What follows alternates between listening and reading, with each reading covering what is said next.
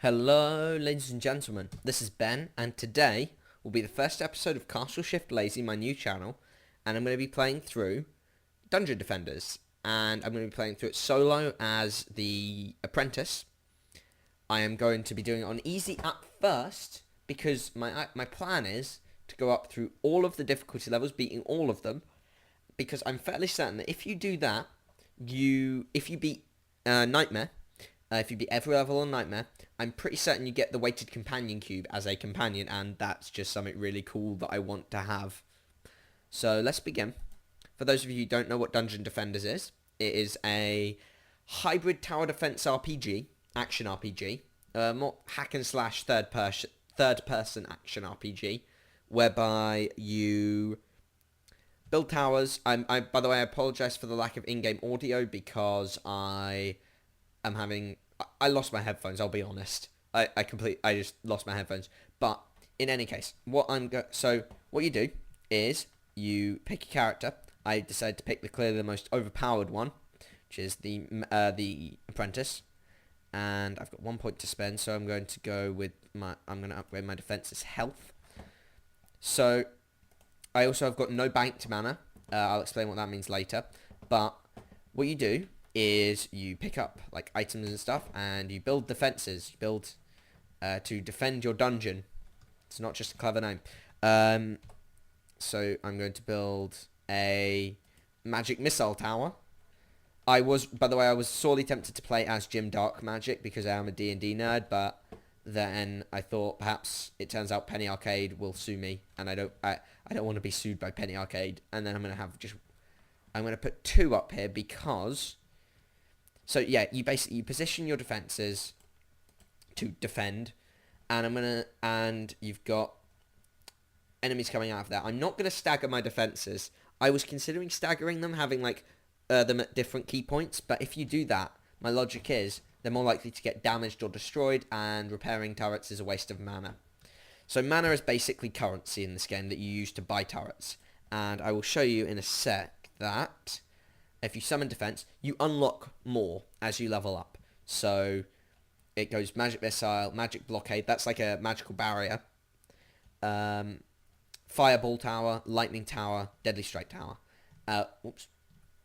And lightning. And so they get progressively, obviously, more powerful as you level up. You also, as you saw right at the beginning, you level up. Yeah, you get. And that allows you to have more mana in your bank, because if you look in the bottom left of the screen, I have a maximum of 40 mana, and just next to that, you can see all the different icons for the different things I can do. So, for example, I can heal with 1. I can, and some of my different towers, which are 6 through 0, and as you can see, they get progressively, they get expensive, they get more expensive, and also, as you're about to see here, you can attack. I am shooting lasers at these goblins because I can, and because they're evil. So I will shoot lasers at them. And I think my towers have already dealt with. Oh no, they haven't actually dealt with this goblin yet. They're dealing with him now. And there are more. These are archers, and there are different types of enemies throughout the game. A bit later in this level, you're going to see orcs, and then after that, you may see some. In later levels, you see things like ogres, wyverns, kobolds are enemies that pop up at certain points. What other enemies are there? There are 3 bosses, which you beat as you go through the game. Basically, the idea is all of the actual heroes are off fighting crusades or something, and then while they're gone, the tower is beset upon, as I think it's the squire screws with everything. It might be the Apprentice, but basically all these demons are coming out of the earth, and you've got to defend these magical crystals from the demons. It's not like, the story is not the main selling point of this game by any stretch, but basically demons are coming out, so you've got to defend the castle, the dungeon, against the demons, and you pick up loot on the way. This character, the Apprentice, is considered to be one of the more OP ones. However, you can buy more classes, which sounds like it wouldn't be too bad. But then, and it isn't in certain cases. For example, the Summoner, that's a really, really interesting class. whereby you basically play it like an RTS, whereby you summon minions of your own. You summon, and you can move them around and control them. In fact, when I first started filming this about 5 minutes ago, I was playing a summoner. Then I realised summoner gameplay is really boring to watch, so I switched to the Apprentice.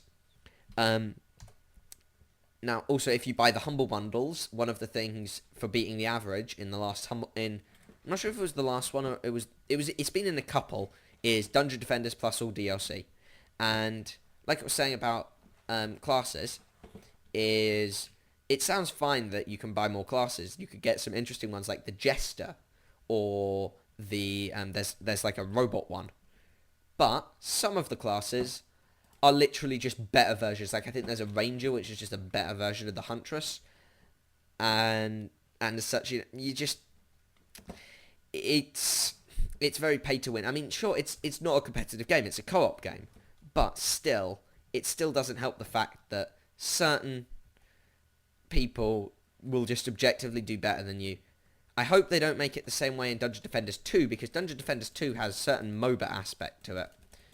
And pay-to-win MOBAs I do not play. I don't play League of Legends because I think that it's pretty much just pay-to-win. Like, otherwise you just have to deal with the crap classes. That's why I only play League of Legends very, very rarely. And Dungeon Defenders 2 is coming out soon. It looks fun. I haven't really paid too much attention to it because I'm playing other games at the moment, like Dragon Age. I'm playing through Dragon Age Origins again, and Dragon Age 2, just so that I've got like the game I want for Dragon Age 3. But basically what you've got, you just sort of, yeah, this is pretty much the game at its basic, but it gets a bit more interesting later on, because when you get later into the game, it gets extremely crazy. Like, we're talking sort of enemies coming out of the woodwork, like many of them at a time, coming out of the woodwork, just completely annihilating you, no matter what you do. You're in with a good shot of dying, and I have not got hardcore mode on, whereby in hardcore mode, if you die, you don't respawn until the end of the wave, and that would mean as a solo player, you just die, you're just gone. Now, I should point out, there is a limit to the number of defenses you can have. In the top right of the screen, it says 30 out of 60. That means that I have got 30 out of the possible 60 defense units. You can also repair your defenses if they get damaged, as I have just demonstrated. Now, I also need to go up here because I know that next wave, out of these doors, more enemies are going to come. So what I'm going to do, I'm not going to put my defenses here because they sometimes do like to go down there. So I'm going to put my defense here. See, what I should have done, really, is I should have placed my defenses back a bit. I should have placed them sort of here, because then they can block against enemies coming from either direction. Most people that I've played with don't do that, but I feel like it's a better strategy, because you don't want to have to double up on your defenses. You've only got a certain amount of mana and a certain amount of defense points. So, I think, yeah, I'm going to have enough mana so that I can be blocking off both of these routes. So what I'm going to do is I'm going to put another defense up here, magic missile tower here, facing that way, so that the orcs that come a bit later won't be just chopping through me. Like, that's not so fun. By the way, I should point out, I cut all my banked mana down to 0, but I think I might still be using some of the TF2 units that are up in there. So, oh shit. I need to sell this defense. Luckily I can sell it for max, because I believe it's still, like, it hasn't actually been used, because I had it facing the wrong way, basically. It was defending against enemies coming from this crystal that I'm attempting to defend. You can get custom crystals too. This is a custom one that I'm using. I need some more mana. Oh shit, I did something really stupid. I sold it, but because my mana was already full, I sold it for absolutely nothing. So I'm going to have to defend against the orcs. But luckily, no orcs this round, so I should be alright. But in any case, they are coming next wave. So I'm going to put a defense, a magic missile tower back here, facing this way, so they can cover all eventualities. Okay, I think that's everything. Let's go. Go, go, go. Combat phase. So what I'm going to try and do here... Oh, shit. I put that in. I am really bad at Dungeon Defenders. I've been doing poor decision. Yes, this is what I've wanted to do. I've wanted to be up here. Because here, I can literally just be like artillery. Now, I usually play Squire. But at the moment, I'm playing Apprentice. A, because it's the most powerful class. There is no reason to not play Apprentice. I also now have a level up, so I can spend that. At various levels, you get more shit to do. For example, at level 3, I get more... I get a barricade, basically, that allows me to block... it basically is a physical barrier, and then towers behind a barricade, enemies can't get through that, is the idea. Now I need to level up. Oh, there we go.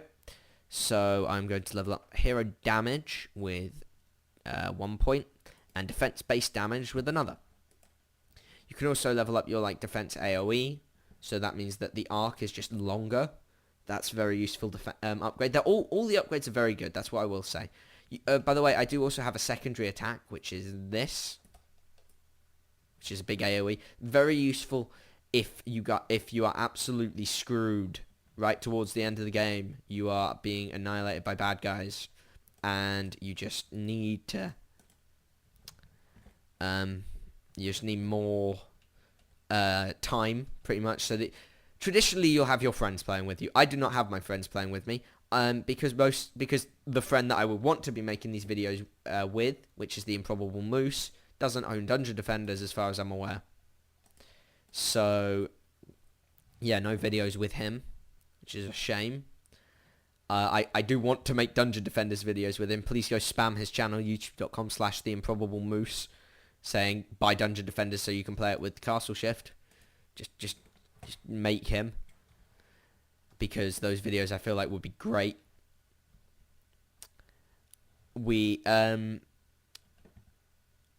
Yeah, so that's why I'm doing these solo. Also, because I just sort of I enjoy the game as a game. It's a great social experience. Like, if you're going to play it with your friends. There is very little that's better than playing a game of Dungeon Defenders with close friends. But it is a lot of fun just playing the game as a game. Like, there's a lot of strategy in it. It is a very strategic... I mean, it's a tower defense game. That's a variation on real-time strategy. And it is. It's in real time, and it's based heavily on the strategy aspect of the game. There is a lot of loot as well. It's got bits from a lot of genres. It's got bits of real-time strategy. It's got bits of action RPG. It's got bits of like the more sort of traditional style RPGs where you're sort of where it's all about getting the statistics and the loots. I love it. I think this game is one of the best games I've ever played, if I'm honest. It's so much fun just sort of to piss about with your friends in Dungeon Defenders and get absolutely murdered because you're an idiot and decide to play it on nightmare difficulty first time out of the gate. Which we may or may not have done. Level 1s in Nightmare do not last very long, it turns out, even on level 1. Who'd know? But we're still I still play it occasionally with some friends, and we enjoy it very much. But Dungeon Defenders is very much a game to be enjoyed as a group. It is because like the game is designed for balanced for a 4-man party of Squire. What is it? It's like of Squire, Monk, Apprentice, and Huntress. And so they've all got different things. Like Squire's got barricades. So these are like physical blocks that also do damage. I'm just going to take out this orc because orcs are big and mean, as you can clearly see. So yeah, apprentices have got these sort of like magical towers, things like magic missile towers, fireball towers, lightning towers. And then the other classes are monks who have got these auras, which are like slowing aura, healing aura. They heal you, not your enemies. And then Huntress has got traps. I should point out, Monk and Huntress, two of the worst classes. They are absolutely god-awful. Okay, I'm going to upgrade my defense health a bit because I just got access to something very cool. I just got access to the barricade, which I can put up here.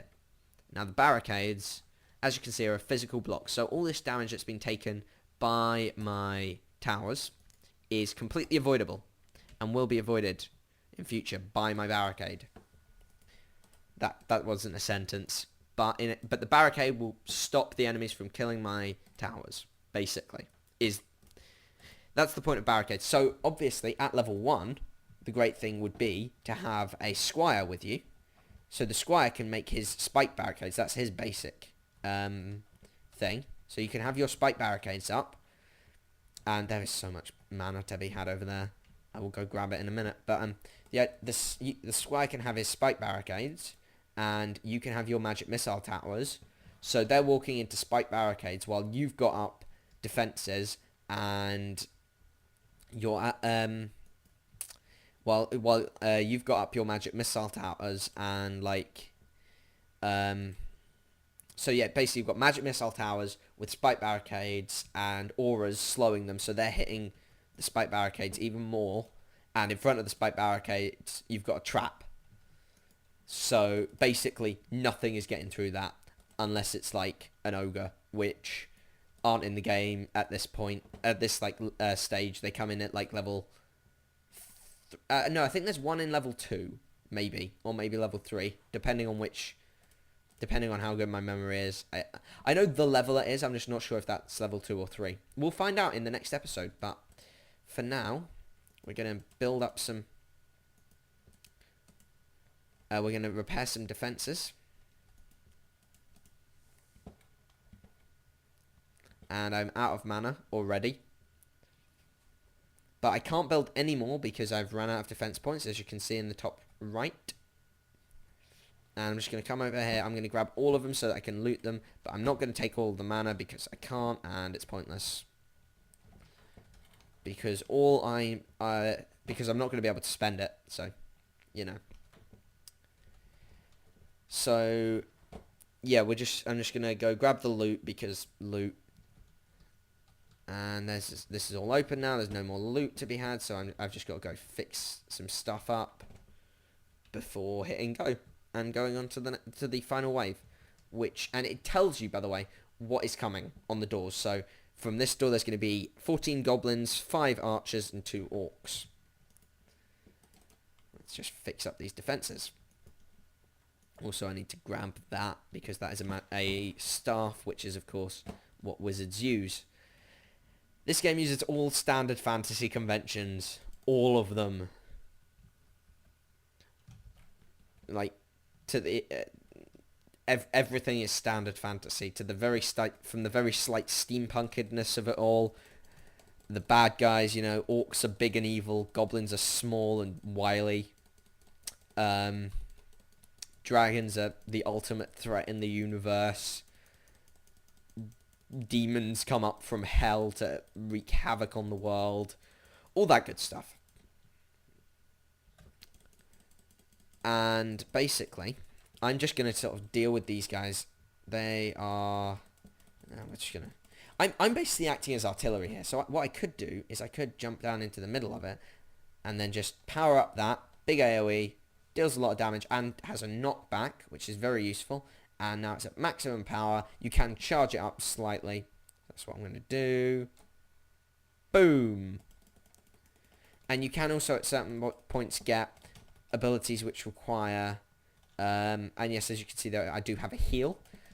You can get abilities which require mana. You get them a bit later on. They're generally the more powerful abilities. So we've completed the wave and beaten all the bad guys. Now what I need to do is go and collect all of the loots. And I got a bonus, I believe, because my core didn't take any damage. So I now just need to activate the crystal to proceed, and I've got a level up, so I'm going to level up my defense-based damage because I want my magic towers to be able to be more magic. And also, all of this mana is going into my bank. That's why I'm able to pick up far more than I should. It looks like there's actually slightly more banked mana than there should be, which is odd, but I'll have to live with it. I do not intend on buying things. This is Castle Shift Lazy for a reason. I'm not going to be buying gear. I do have a couple of items that I'm not selling. Things like I don't think you can sell like the TF2 guys, but and I might use them a bit later on. But in any case, this was the first level of Dungeon Defenders.